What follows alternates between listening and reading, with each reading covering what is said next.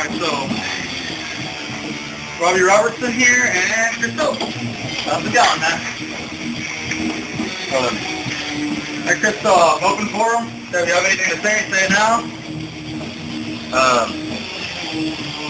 You guys are supposed to ask me questions.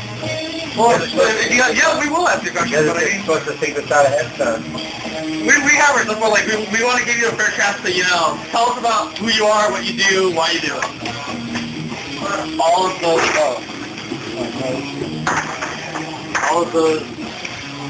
those answers are sitting in this chair right here. Let's see. So the answer to all of those questions. This right here is who I am, and it's what I do, and sometimes I think it's so perfect I exist. Can we see the stickers on the guitar? It has a name, right? Like we all name it. That's a weird thing, right? Like us guitarists, we name things. Like I've talked to people that play the piano, I've talked to people that play bass. Well, it makes it more than just an instrument. It makes it yours. It makes it, it gives it a personality and a soul, and it makes it more than just something sitting in the corner of a room somewhere. It's almost like an extension of who you are, right? That's the way I view it, man. Exactly, man. Some people think of it as an extension of who you are. Sometimes, you think of it as a buddy that's always there for you. Think of it as a girl who will always do exactly what you tell her to. But they always have girl names, right? Like one of mine is forgot the name. Sorry. I know. I call mine Sasha. This is Roxy.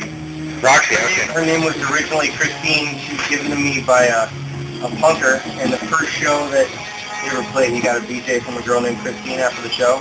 Okay. Her maiden name is Christine. Her maiden name is Christine, but I call her Roxy. And then I have one at home called the Black Widow. It's originally called the Black Stallion, but it was given to me by my ex-girlfriend, and when she broke up with me, I called it Black Widow. I can say you're a bigger man than me right now, because I would have just busted the crap out of her. It's $300 all black D-Series acoustic electric. Oh, okay, so it's in this truck. It's one of the. That's the guitar I learned on. I spent about a year playing acoustic before I ever moved on to electric. I actually started playing electric, but I didn't have an amp for like the first year and a half. So it's a funny dynamic, right? So you played electric. If it was a backwards version of acoustic electric, it'd be like electric acoustic. Yeah. Mine's actually named Jessica, but I mean, like, for me, there's no reason behind it. It's just a name I thought was beautiful, All right, want to start with the questions now? All right, so what's the gear run through? You showed us Roxy. Well, I was told to bring a small amp today, so I brought my little Roland Cube 3.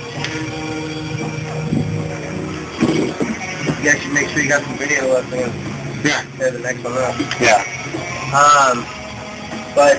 And then I got the Crybaby pedal. Or I'll point that away from you. I'll point it that way. Thank you. Point it that way, yeah, no problem. And then I got my DJCHRISPY grunge that I use for my distortion. All right.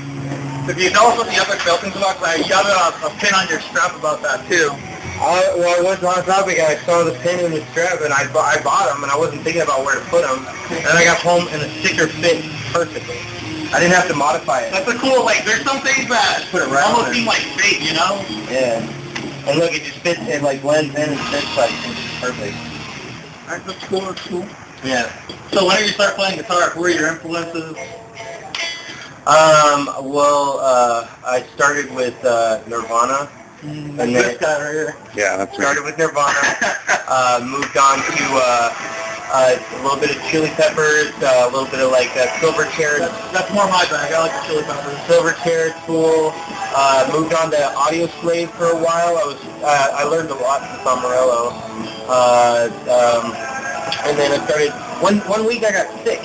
I and I had the worst headache, and I couldn't stand the sound of people singing.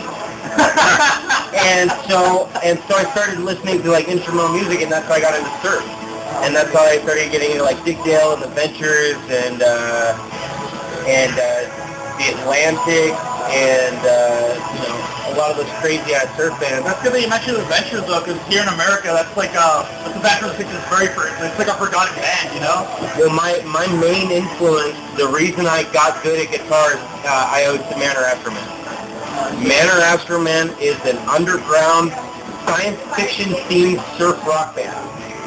Super intense, super scary, super weird. Like, these guys are just a bunch of nerds with guitars. But They're like Rush? It's awesome, dude. It's crazy, and it's just so fast. It's, you know, you're just flying, and a lot of them didn't even have tabs out there. So I actually tabbed out about 40 songs myself. Pretty impressive. And learning how to tab those songs out got me good, and then I started teaching guitar lessons. Once I had the basic ideas, was like, all I really knew was like how to play chords, how to play power chords, and how to play the pentatonic scale. And I started teaching beginners, and then I just kind of started learning on the job. And like, you know, you get these new students, and they know more than you do, and you know that going into it. But so you have to learn something the night before. Like, you gotta do your head. You gotta, and sometimes, you know, after I started learning music theory and stuff, I come up with things and answer questions in my head. And then I would, like, get there, and I would try them out real quick while we were setting up. And I'd be like, that works. Okay, so and I'd explain it to them, like, on the spot. And, like, a lot of what I learned was just right on the job. I mean, I've been teaching guitar lessons now for, like, the past 4 years. That's all I do. I wake up in the morning, my life's pretty much on call. So I got plenty of time to be a musician. And then last November, my parents got me Pro Tools for Christmas. Or for my birthday, or something. Yeah, for my birthday. They got one of those things. One of those holidays. And I started learning Pro Tools, and it, you know, pushed me to learn, you know, new ways to make songs. And you know, I've always been a creative guy, and, you know, my new album's out, Audio Service Soundwaves. It's got 9 tracks on it, and, you know, honestly, I'm just about to start, like, handing these out. Did you guys get a copy? Yeah, we'll get one after the interview, don't worry. Yeah. But, you know, I'm just trying to get my name out there and stuff like that, you know, trying to see. I don't know if, like, you know, I want to go to, like a label or something like that, but I can say this, I'll be making audio surf until I'm dead. Alright. Chris, I can also tell that you can take a picture of the CDs. You kind of have, like, a very artistic bug to you. Have you ever thought about doing any drawing or design? Because I myself, I'm a very creative person. How do you draw? I actually have a cartoon series online with 2.2 million hits. Really? It's called DBZ Fan. I made it when I was 14, about a kid who gets like Dragon Ball Z powers, and he like, you know, and like this bully gets him, and then like so there's like swearing and blood, smoking weed, and like you know, like pretty much all the fun stuff that the Japanese version had, but the American one cut out. Yeah, but you know, I started with that, and you know, got into animation. I was actually going to go that way. I was actually going to go the route of animation. And when I was 18, 19-ish, you know, my girlfriend taught me a couple of chords. I got a little guitar. And then the obsession started. I'll tell you, man. Once you learn how to play guitar, it stays with you for the rest of your life. Yeah. It never goes away, and you only try to get better at it. Remember this guy, he quit playing for a couple of years. You can't really see him on video now. He's taking the video. But I mean, this guy, he quit for a couple of years, and now he's back in it, man. He's really amped up about learning, and, you know. It helps that I got a really good guitar, too, huh? Seeing how much you can push the limit, you know? That's another thing I think is very important about music, seeing how much you can push the limit. Oh, yeah. But I'm really excited. I have probably about 45 songs that are like cool to go. I just you know, I release them once at a time. I honestly I took a 2-3 month little hiatus to strictly just play and not record. I see. Came back into it so hard, man. I recorded about 9 new tracks in the last 3 weeks. As a matter of fact, I have tons of songs, and most of the tracks off of this album I've recorded within the last 3 weeks. So, are there any songs that have been there since the beginning?